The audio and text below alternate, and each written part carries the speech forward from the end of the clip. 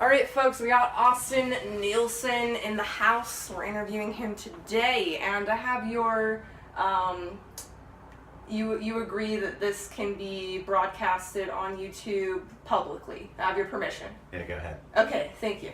Whew, we can move on to the next hard question. So, your life in a nutshell. Now, we're acquaintances for the most part, but I feel like the reason I wanted to interview you is that you come off as a very sweet-natured person, and of course very generous. I saw that in public when you were gifting Mars, and so I just find that a very gem-like quality. And I don't run across a lot of people that are so generous and so kind-hearted that it's like very obvious who they are, and that comes off very authentic. So. You're like, well, what can I say? No, thank you. That's good. Well, thank you for being you. That's why I'm interviewing you. So, I just wanted to ask you, in a condensed way, how would you express the things that you had to go through that cultivated who you are today from childhood? And these are things that have been like habits and opinions kind of forced on you based on like your nurturing and your environment growing up. I don't know, my life has been... Do you want me to take this? Yes. Okay. My life has been a lot of trials, tribulations, and I don't know, I had a very strong mom who always made sure to be that same with me. Yeah. She's positive. She always told me that, I don't know, that I could achieve anything. Wow. Cool.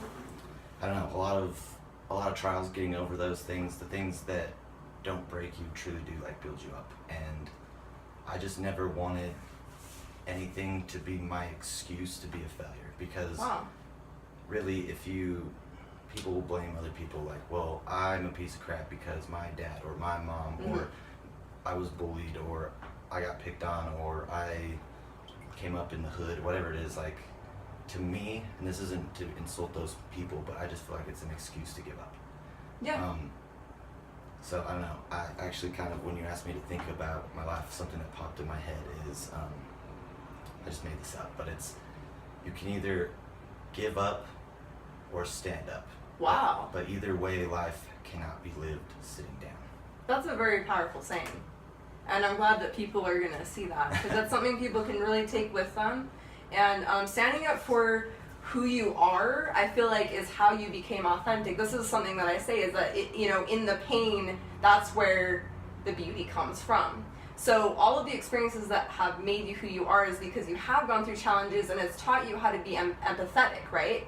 Towards yourself and towards other people. And so I think that's what makes you just a motherfucking sweetheart.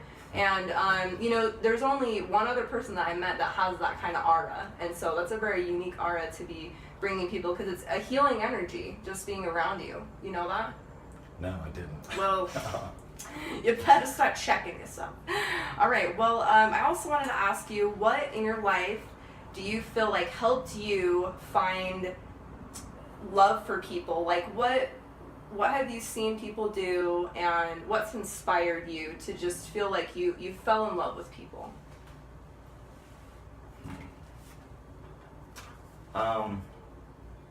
My mom is kind of like the structure in which I try to build myself off of, because my mom got sick when I was younger, and her whole life kind of, I don't want to say ended, but her dreams and her ambitions became like, that's not going to happen anymore. Yeah. And I try to live my life to make my mom happy and make it like, if I'm a piece of junk and I'm a piece of trash person, like whether that's I'm a gangster who shoots people or robs them, or if I'm a rapist or a child molester or a bank robber, I feel like I'm even more so bringing my mom's life to no meaning. Like, yeah. I had this life and then it was destroyed, and now my son is a trashy individual. Like, I don't know.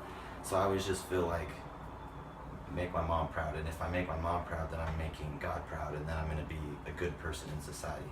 Cool. And I love people because everybody's so different, and if you take a moment like to truly get to know somebody, like, you can learn something beautiful from everyone, even something that you maybe didn't know you needed to learn. Sometimes you did need to hear it, but you can learn something from somebody no matter who they are, no matter what they've been through, like how cool they are, how uncool they are. Yeah. Like everybody has a story, and if you take time to at least listen to a little bit of it, you could really take something from that. Absolutely. So I don't know. I'm in love with. I like people because I feel like everybody's a piece of art. Wow. And they all deserve to be known.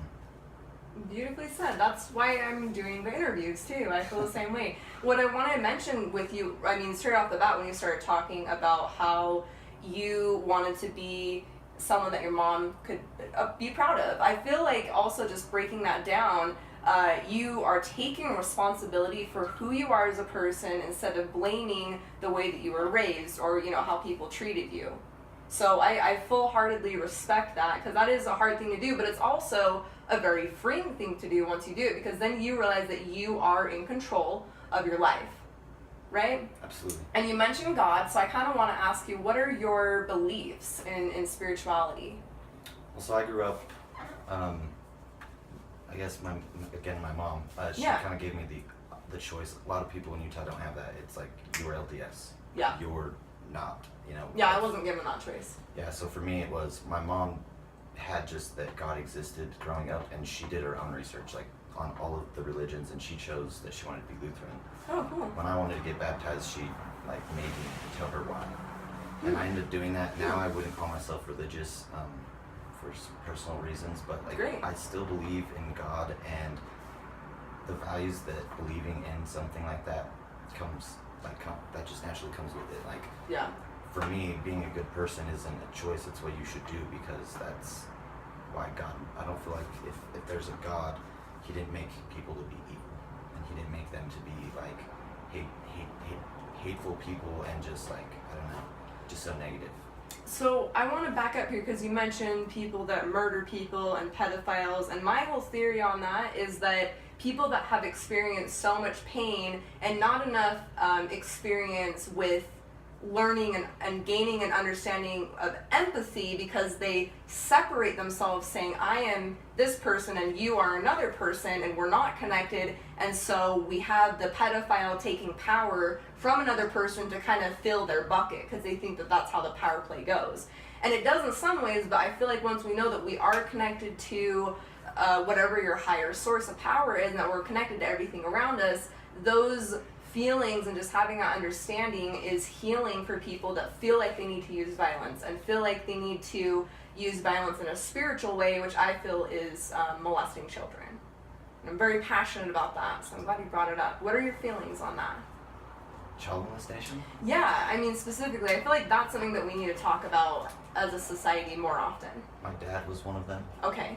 He went to prison for it, Wow. and ultimately ended his life because of his decisions that ruined his life in his eyes. So Yeah.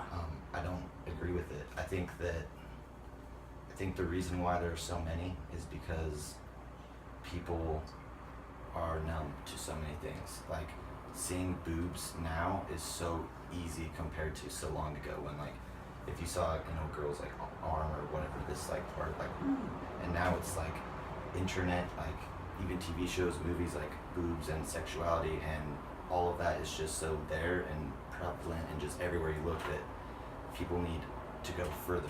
Yeah. Because just looking at, say, a picture, like a porn picture, or like watching video isn't enough, so then they have to take that further and further to action. Absolutely. And that's where that stuff I feel like breeds from, is society needs to realize like what you're doing when you just make things like that just so easy and okay, and like it's not a big deal, because that's what I think makes people objectify women and Yeah. think that kids are toys and Yeah. kidnap and all that crap. I think it Yeah. all stems from, yeah. Having a high consumption, and the high consumption in pornography or otherwise is actually from human trafficking. So did you know that 90% of women in the porn industry were actually sold as little girls from 10 and younger into the industry? Didn't know that, but that makes a lot of sense. Right? Because there's such a high consumption. It's like, how are we getting, you know, and I mean, in reality, there are porn sites that are mutual consent, okay? But for the most case, it's a lot of young girls from India being sold into the industry. So I'm going to also encourage all of you who haven't seen Half the Sky. It's a great documentary about this. And we're going to wrap up our time because we're at 10 minutes. And thank you so much. Thank you. Yeah. That was awesome.